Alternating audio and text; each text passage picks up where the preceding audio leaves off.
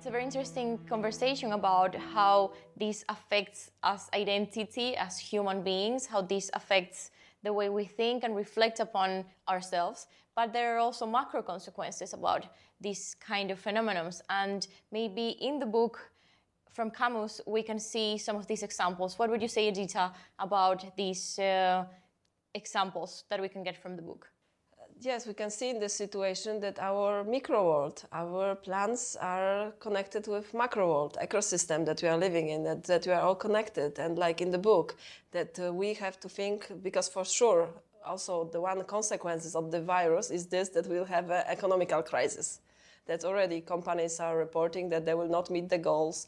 They are not working. A lot of people cannot go to the work. So for sure we are facing economical crisis.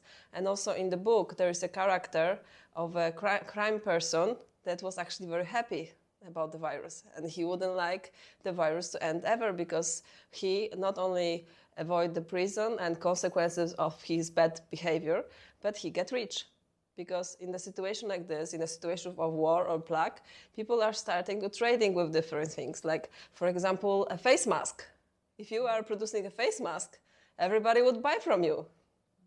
And some things are legal, some things are illegal, but there are both sides, that people sometimes get richer during the plague, the war, and somebody lose. Like there will be a lot of people who will get poor, and we will face another kind of problems.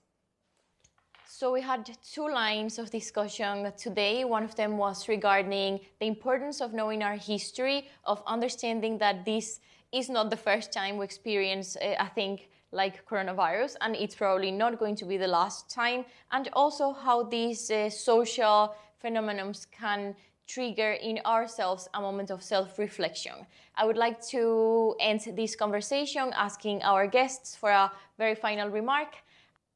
I think these two lines of discussion today has been very interesting. One, what can we learn from history?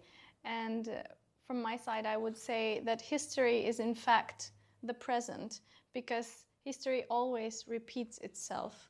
So again, I can't focus and stress this enough. Live in the present moment, use this time as a precious gift and as a precious moment to look around yourself and your own life and your dear ones.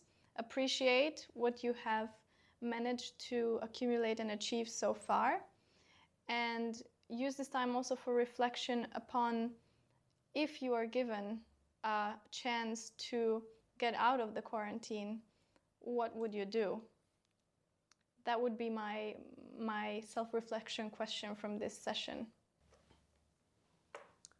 Well, self-reflection on this session, simply think about, you got a second chance, what you do with your life, think about your duties, what you're supposed to do, and kill that thing. Kill the duty. Think about, not only about pleasure, that's not the point. The point is about thinking about what you're supposed to do and what in reality you want to do.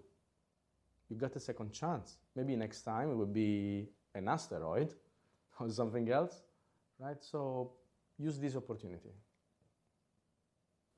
My reflection would be like Camus wrote in the book, that after all, he thinks that there is more good in people than bad.